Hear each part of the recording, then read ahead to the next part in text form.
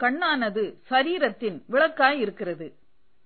உன் கண் தெளிவாய் இருந்தால் உன் சரீரம் முழுவதும் வெளிச்சமாய் இருக்கும். மத்தேயு 6:22. கண்ணானது சரீரத்தின் விளக்காய் இருக்கிறது போலவே மனக்கண்கள் ஆத்துமாவின் விளக்காய் இருக்கிறது.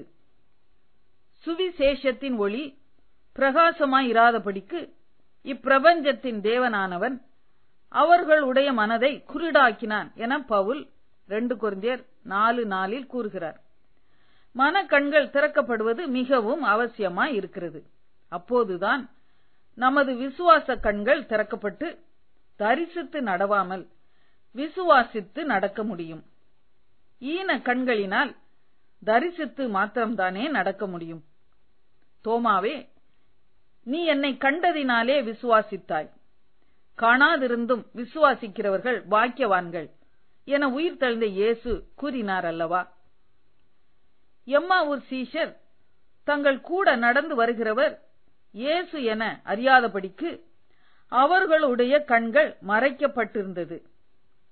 வாரும், எங்களோடு தங்கியிரும் என இயேசுவை வருந்தி கேட்டுக்கொண்டார்கள்.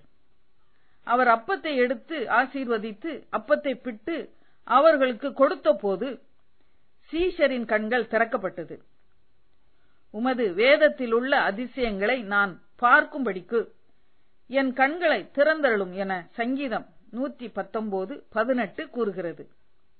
வேதத்தை வாசிப்போம், வாசித்துக் கொண்டே இருப்போம். நமது கண்களை ஆண்டவர் திறந்து விடுவார். தீர்க்கதரிசியின் கண்கள் தீர்க்க தரிசன வரத்தால் திறக்கப்படும்.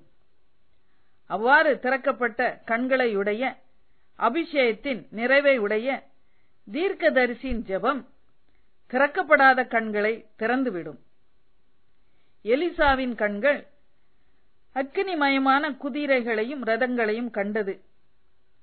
தனது வேலைக்காரன் சீரியாவின் இராணுவத்தை கண்டு பயந்த போது, கர்த்தாவே, இவன் பார்க்கும்படி இவன் கண்களை திறந்தருளும் என்று ஜெபித்த போது வேலைக்காரனின் கண்களும் திறக்கப்பட்டன.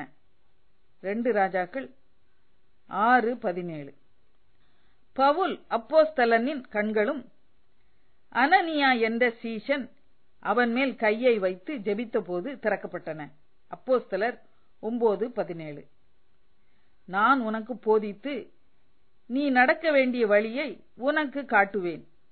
உன்மேல் என் கண்ணை வைத்து உனக்கு ஆலோசனை சொல்லுவேன். ஜெபம். அப்பா பிதாவே, நான் உமது மகிமையை தரிசிக்க என் கண்களை கூட திறந்தருளும். என்னை ஆசீர்வதியும். ஆமேன்.